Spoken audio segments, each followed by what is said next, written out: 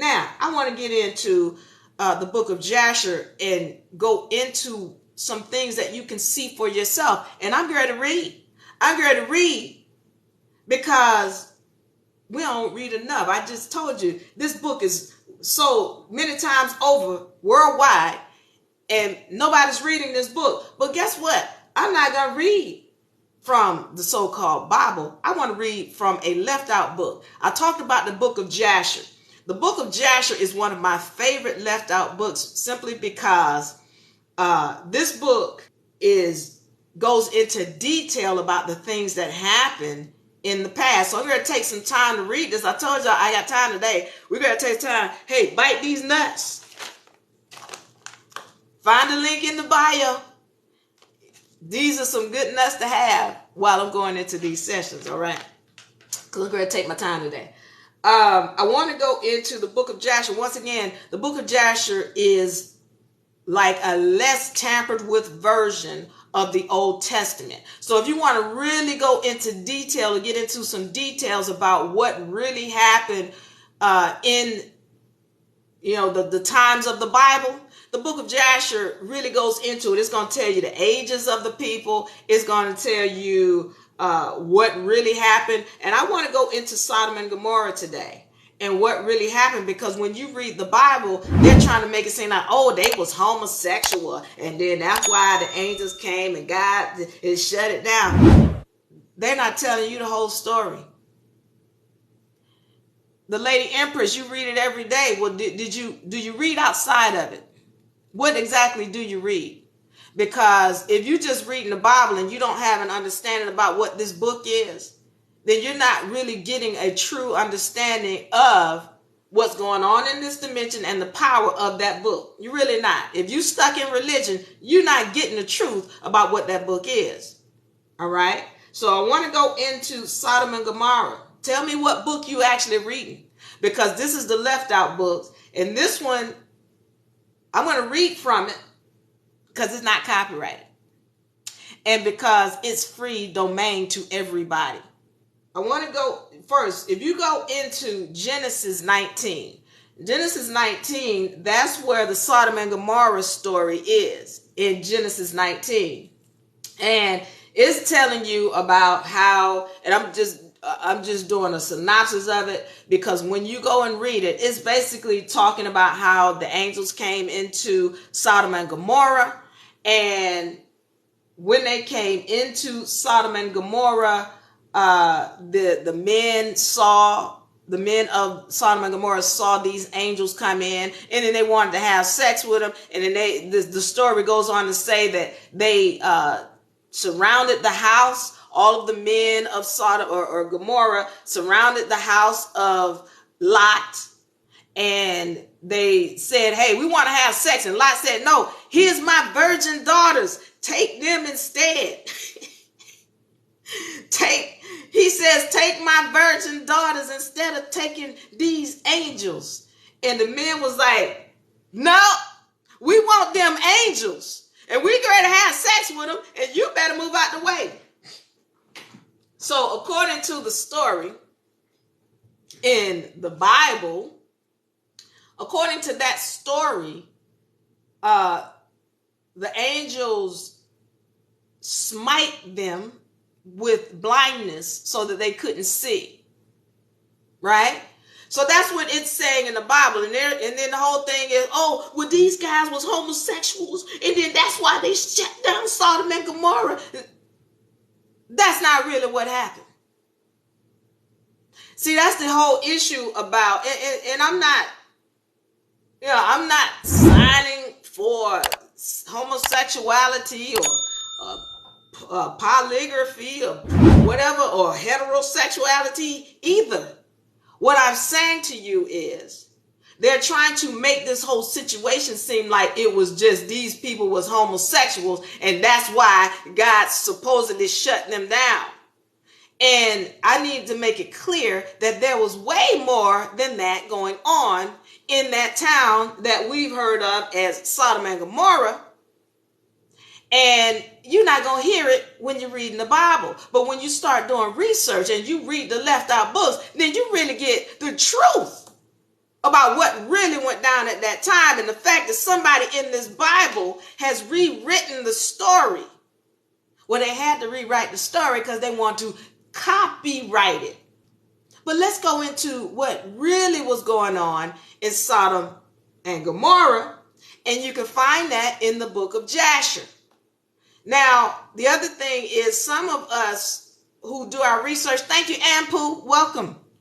Some of us who do our research, we'll find that these guys, and I'm going to go into that later because I'm only on section number 1, all right? Just showing the fact that this Bible is not the perfect word of God.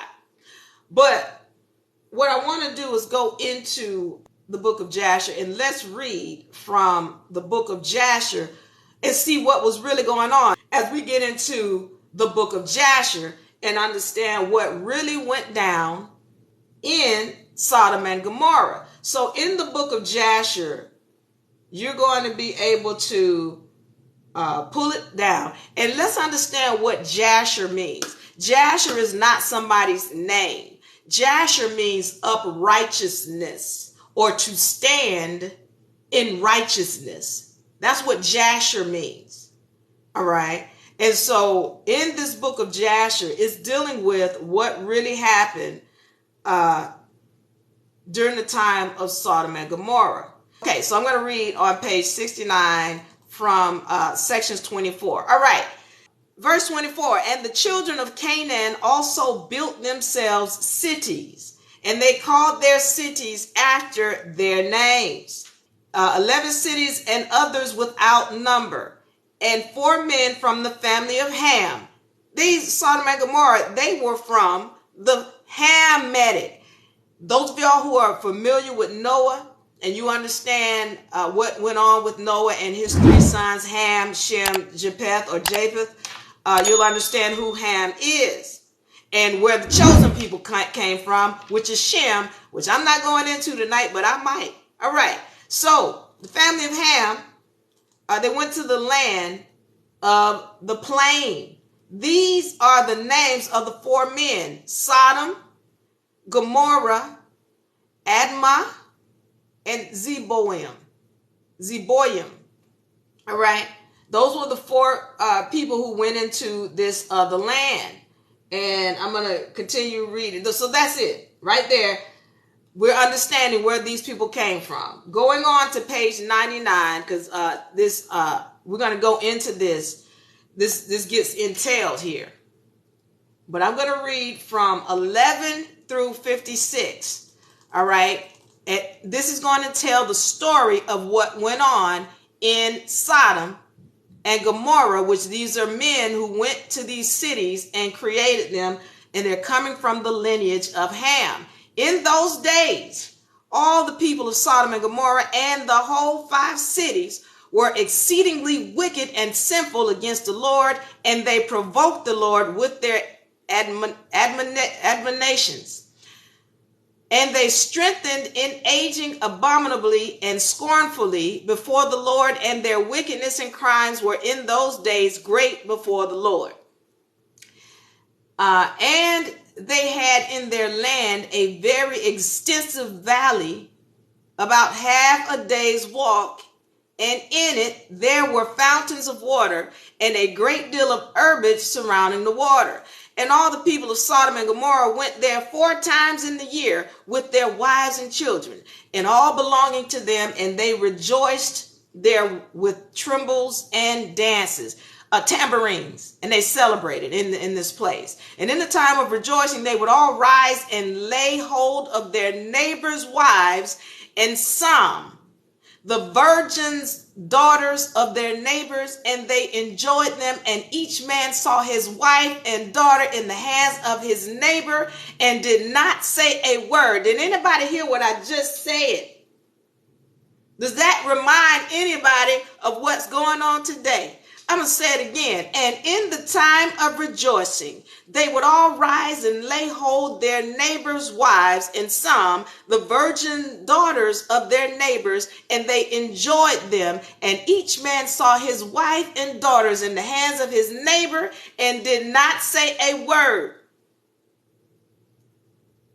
Don't they call that swinging? Swinging?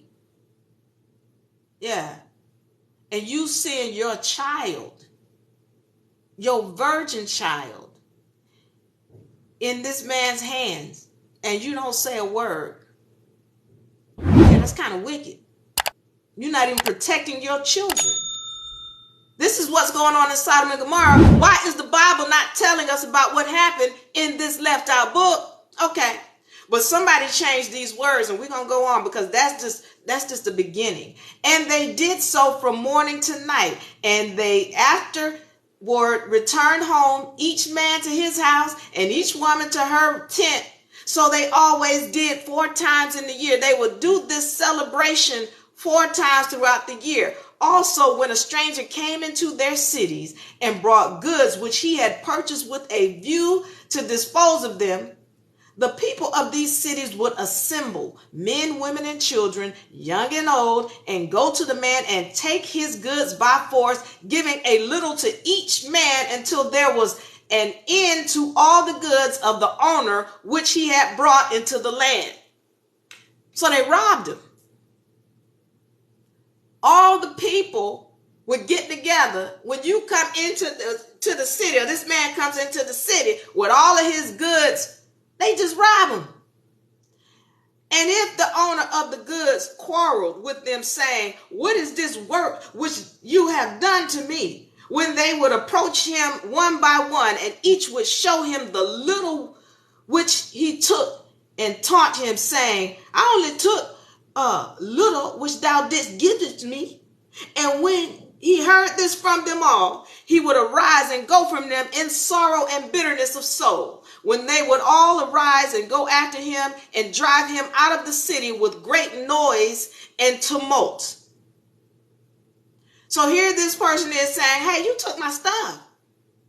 Why are you taking this stuff from me?" "Well, you know what? I only took a little bit. You gave it to me." So now they're robbers in this land. There's unfairness. And there was a man from the country of Elam who was leisurely going on the road, seated upon his ass donkey, which carried a fine mantle of divers colors, and the mantle was bound with a cord upon the donkey ass. And the man was on his journey, passing through the street of Sodom when the sun set in the evening, and he remained there in order to abide during the night. But no one would let him into his house. And at that time there was in Sodom a wicked and mischievous man, one skillfully to do evil, and his name was Hadad. And he lifted up his eyes and saw the traveler in the street of the city, and he came to him and said, "Whence comest thou, and whither thou goest?" Something like that. And the man said to him, "I travel from Hebron to Elam, where I belong. And as I passed, the sun set, and no one would suffer me enter in his house. Though I had bread and water, and also straw and provender for my donkey, and am short of nothing." Basically what he's saying is, I got money. I can pay. I got food. I can pay you. But nobody wants to open their door to me. And said to him, Hadad, remember Hadad is the one who is full of negative energy. And he's answering this man. And he says to him, I am traveling. Well, actually, Hadad answered to him. He says, "All that thou shalt want shall be supplied by me. But in the street thou shalt not abide all night. So come into my house. I got you. I'm going to take care of you. I'm going to back you up." So Hadad brought him into his house, and he took off the mantle from the ass or the donkey with the cord and brought them to his house. And he gave the ass straw and provender, whilst the traveler ate and drank in Hadad's house, and he abode there that night. And in the morning the traveler rose up early to continue his journey. And when Hadad said to him, "Wait, comfort thy heart and morsel of bread, and then go." And the man did so. He said, wait, hold on, don't leave yet. Here's some food. Let's eat. All right. And he remained with him, and they both ate and drank together during that day. And when the man rose up to go, now, Hadad said to him the next time, behold, now the day is declining. Thou hadst better remain here all night, and that thy heart may be comforted. And he pressed him so that he tarried there all night. And on the second day he rose up early to go away. When Hadad pressed him, saying, comfort thy heart with a morsel of bread, and then go. And he remained, and he ate with him also the second day. And then the man rose up to continue his journey. And Hadad said to him, behold, now the day is declining. Remain with me to comfort thy heart, and in the morning rise up early and go thy way. I'm trying to get up out of here, dude. I got stuff to do. I got to get back home. And here you are, keep holding me up. I got to go.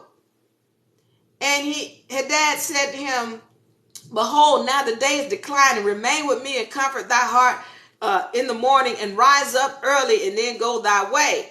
And the man would not remain, but rose and saddled his donkey. And whilst he saddled his donkey, the wife of Hadad said to her husband, behold, this man remaining with us for 2 days, eating and drinking all that we gave him, and then not giving us nothing in return, and now shall go away from us without giving anything. And Hadad said to her, be silent. Okay. And Hadad said to him, what sayest thou? And he said to him, that thou, my lord, shalt give me the cord and the mantle made the driver's colors, which thou concealed with thee in thy house to take care of it. Okay, hold up. So the man saddled his donkey, and he wanted to go. And he asked Hadad to give him the cord for his donkey. Because remember, he rode up with this nice, colorful, whatever this mantle is for his donkey. And he gave it to Hadad to hold in the house while Hadad kept him at the house. And Hadad said to him, what you talking about? What you talking about? You talking about the mantle that you gave me? And you said I could have it and take care of it? And Hadad answered the man, saying, this is the interpretation of my dream. The cord which thou dost see means that thy life will be lengthened out like the cord. And having seen the mantle colored with all sorts of colors means that thou shalt have a vineyard in which thou wilt plant trees and fruits. All right. And the traveler answered, saying, not so, my lord, for I was awake when I gave the cord and the mantle woven in different colors, which thou take off the donkey to set them aside for me. And Hadad answered and said, surely I have told thee interpretation of thy dream, and it is a good dream, and this is the interpretation thereof. Now the sons of men give me 4 pieces of silver. This is Hadad talking. He's like, look, everybody come to me to tell them they dream, right? So normally I charge them 4 pieces of silver so I can tell them what the dream is. I'm only charging you 3 pieces of silver. All right. So then give me 3 pieces of silver and then go on about your way. And the man was provoked with the words of Hadad, and he cried bitterly, and he brought Hadad to Sirach, the judge. He took him to court. He took him to the court of Sodom. And the man laid his cause before Sirach, the judge of Sodom. And when Hadad replied, saying, it's not so, but thus the matter stands.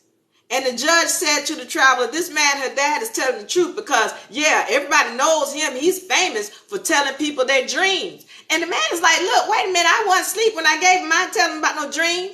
I gave him my cord. At any rate, the judge is like, yeah, you owe this man 3 pieces of silver.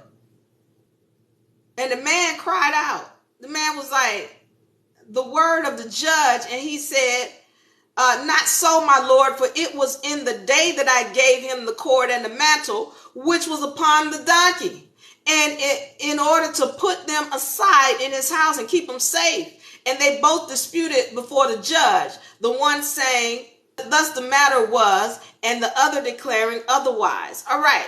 And Hadad said to the man, give me 4 pieces of silver, and I charge for my... Okay, Hadad is like, you know what?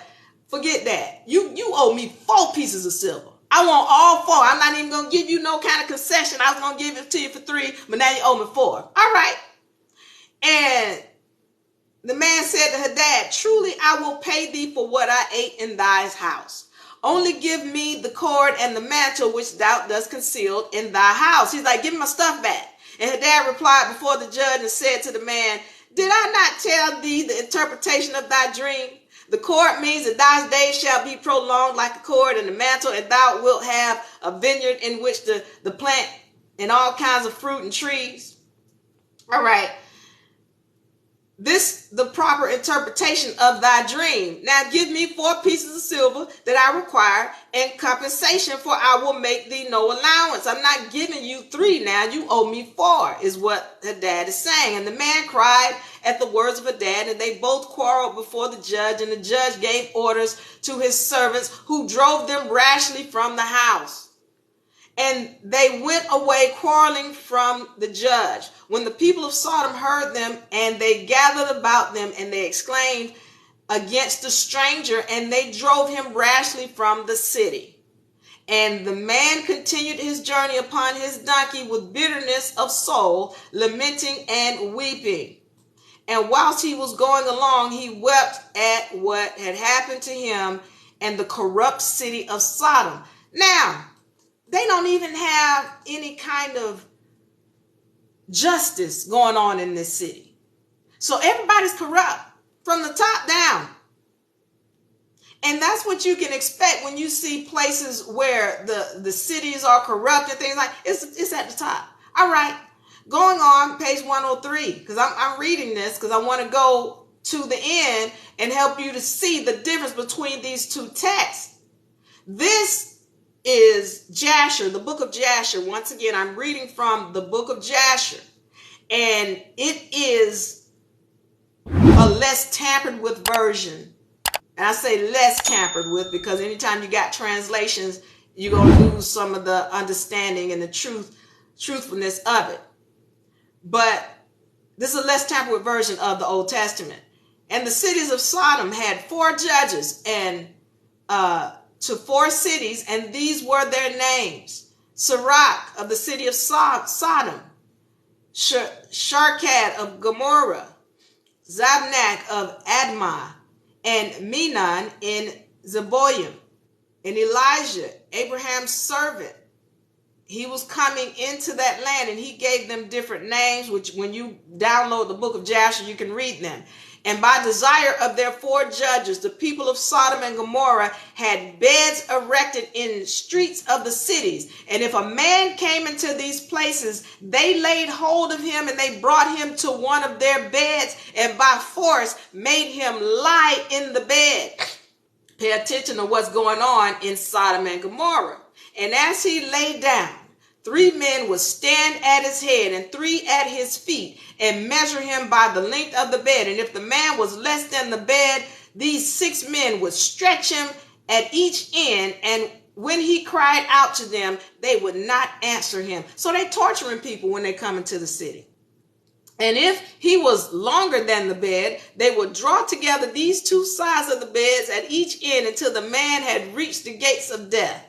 And if he continued to cry out to them, they would answer him, saying, thus shall it be done to a man that cometh into our land.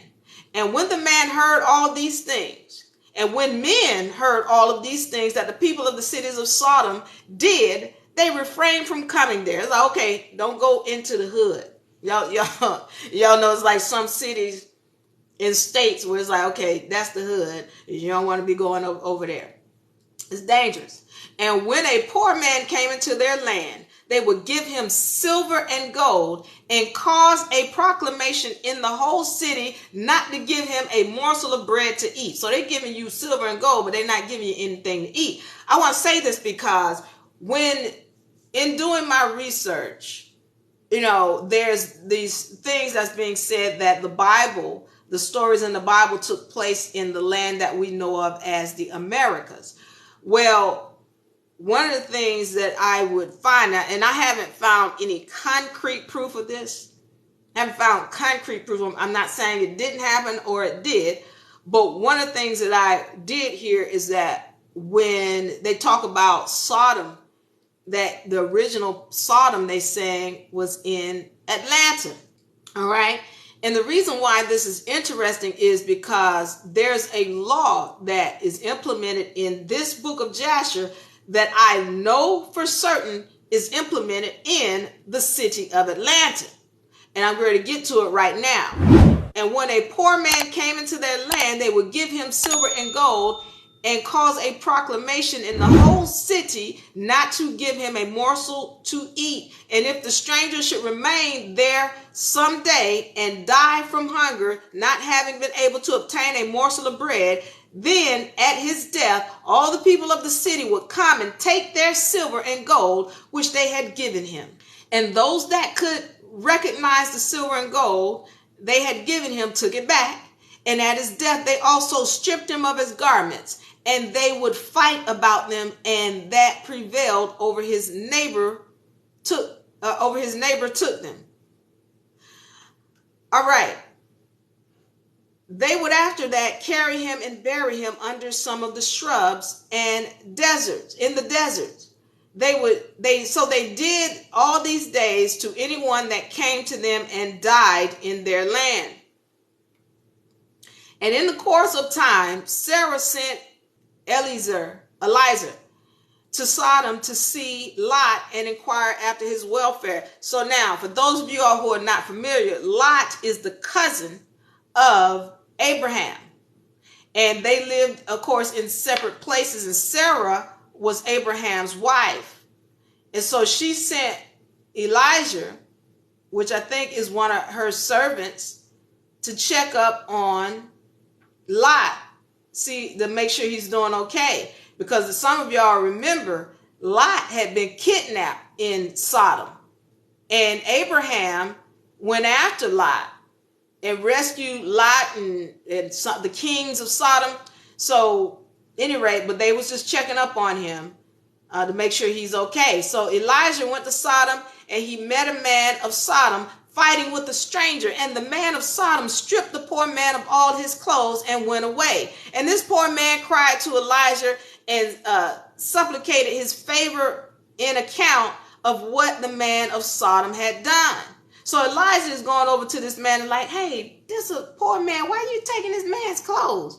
And he said to him, why dost thou act thus, the poor man who came to this land? This is what Elijah is saying to this guy. And the man of Sodom answered Elijah, saying, is this man thy brother?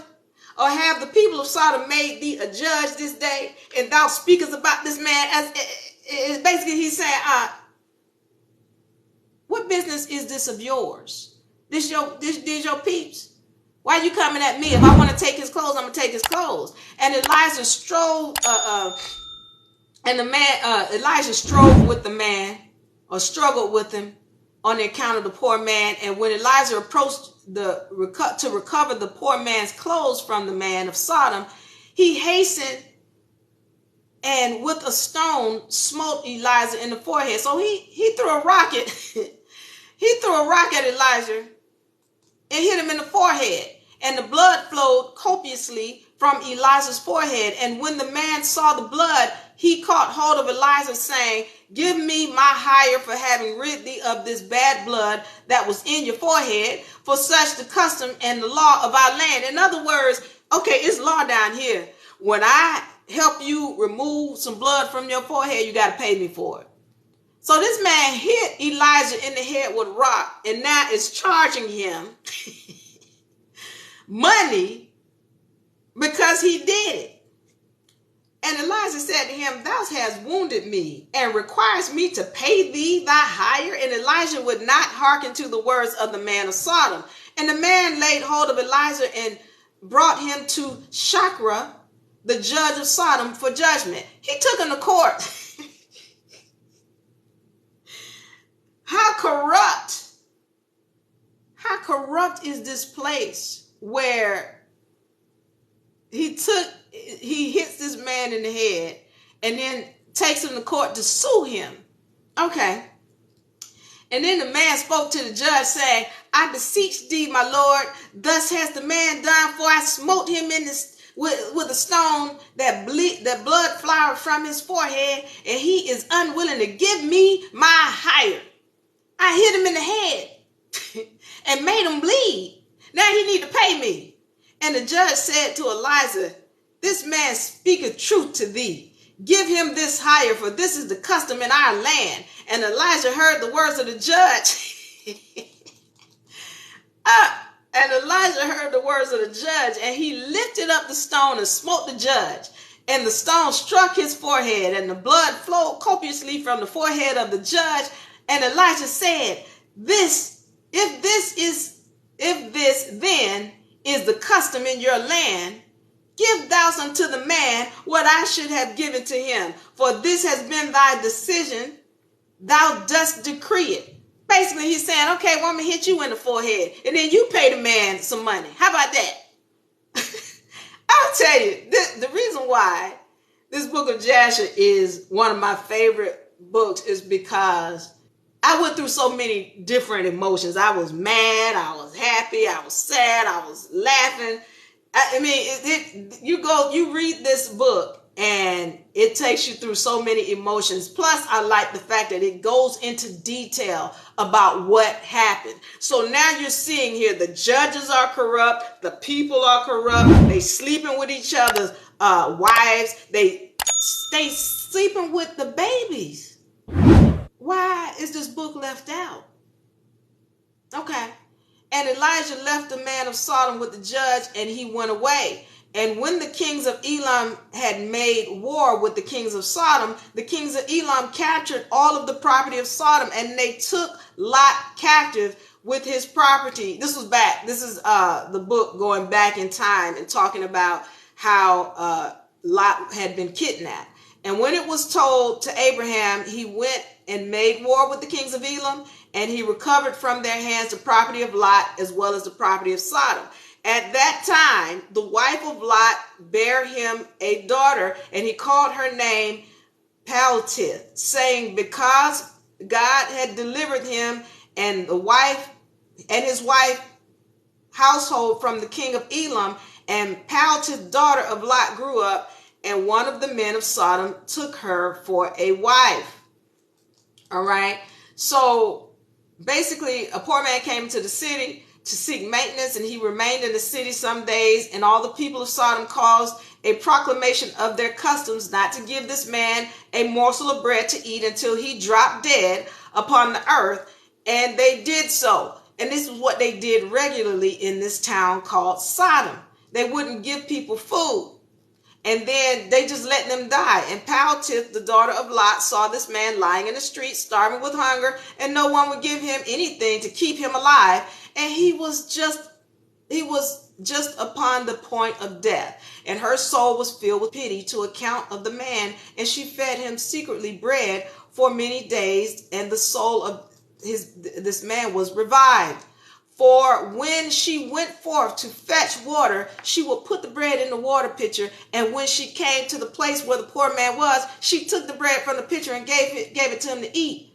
So she did for many days. And all of the people of Sodom and Gomorrah wondered how this man could bear starvation for so many days. And they said to each other, this can only be that eats and drinks, for no man can bear starvation for so many days or live as this man has without even countenance of changing. And the three men concealed themselves in a place where the poor man was stationed to know who it was that brought him bread to eat. And Paltith, daughter of Lot, went forth the day to fetch water, and she put bread into a pitcher of water, and she went to draw water by the poor man's place, and she took out the bread from the pitcher and gave it to the poor man, and he ate it. And the three men saw that Paltith did the poor man, or what Paltith did to the poor man, and they said to her, it is thou. Then who hast supported him? All right, so now, this is, once again, for those of y'all just recapping, I'm reading from the Book of Jasher, okay? This is one of the left out books, and it goes into more detail about what really happened in the time of the Old Testament. All right, so now, right now we're at the fact that these men have just found out that Paltith, which is the daughter of Lot, is actually, she's been feeding this man who they've made a declaration in their town to not feed this guy. And here she is feeding him. So, you know, this is her, they're standing behind it, and they found out she's been feeding them. So she went forth the day to fetch water, and she put the bread into the pitcher of the water, and she went to draw the water to the poor man's place, and she took out the bread from the pitcher and gave it to the poor man, and he ate it. And the three men saw Paltith, and they said to her, it's you who's been doing this. And the three men went out of the place in which they were concealed, and they seized her. They grabbed her, and they took her and brought her before the judge. Once again, they in court, and they said to them, thus did she do, and it is she who supplied the poor man with bread. Therefore did he not die all this time. Now therefore declare to us the punishment due to this woman for having transgressed our law. And the people of Sodom and Gomorrah assembled and kindled a fire in the street of the city, and they took the woman and cast her into the fire, and she was burned to ashes. This once again is one of Lot's daughters. And in the city of Admah there was a woman to whom they did the like. So they did this regularly. And that's what this book is talking about, that you don't read in the Bible. For a traveler came into the city, Admah, to abide there all night, and with the intention of going home in the morning. And he sat opposite the door of the house of the young woman's father to remain there, as the sun had set when he had reached the place. And the young woman saw him sitting by the door of the house. And he asked her for a drink of water. Who art thou? And he said to her, I was this day doing on the road, and reached here when the sun set, so I will abide here all night. In the morning I will arise and early continue my journey. And the young woman went into the house and fetched the man bread and water to eat and drink. And this affair became known to the people of Admah, and they assembled and brought the young woman before the judges, that they should judge her for this act. And the judge said, the judgment of the death must pass upon this woman, because she transgressed our law, and this therefore decision concerning her. So I tell you, in Atlanta, there is a law where you're not allowed to feed the homeless. There's a law against feeding the homeless in Atlanta. That's why I found this so interesting in this book of Jasher. And the Lord was provoked at the works of the city of Sodom, for they had abundance of food, and had tranquility amongst them, and still would not sustain poor and the needy. And in those days their evil doings and sins became great before the Lord. And the Lord sent two of the angels that had come to Abraham's house to destroy Sodom and its city. So if you are reading, there's a place in the Bible, and even here, of course, in the book of Jasher, where there are two angels. They first went to Abraham, and then they went to Lot's place. And the Lord sent for two of the angels that had come to Abraham's house to destroy Sodom and its cities. And the angels rose up from the door of Abraham's tent, and after had eaten and drank, they reached Sodom in the morning, and Lot was then sitting in the gate of Sodom. And when he saw them, he rose to meet them, and he bowed down to the ground, and he pressed them greatly. All right, so it goes on from here to talk about how the angels in the morning, they told Lot and his family, they said, y'all got to get out of here. Now, it doesn't even go into, in this section, it doesn't talk about how the men surrounded the place and how they tried to rape the angels and all of that. Let me say this other thing. A lot of people want to call that whole story in the Bible, they want to talk about homosexuality. But that wasn't homosexuality because, and again, I'm not here trying to lobby for homosexuality or heterosexuality or none of that. What I'm saying is there's a difference between consent and somebody preying on somebody else. These men didn't care whether it was male or female. Because you remember, Lot was like, here, take my daughters. They are virgins. And then the man was like, nah, we good. We want him. And they didn't care about consent. These were predators. That's not the same. So this wasn't about, again, whoever wrote the Bible, again, that's copyrighted material, and they changed the original story. They had to change it.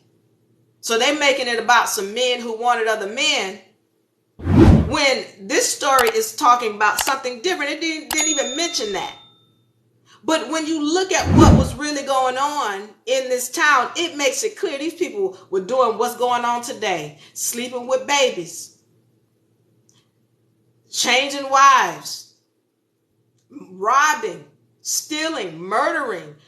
There was corruption. It wasn't just about some men who wanted other men. And that's why I say it's important to do your research. Read the left out books. Why are those books left out? So again, I say to thee, and I know I'm shaking somebody's foundation. And remember, if you don't like it, you can bite these nuts. These nuts are natural, roasted, brown, salty nuts. Bite them. Find the link in the bio. Because when you bite on these, you're going to be happy. I'm telling you. I'm letting you know.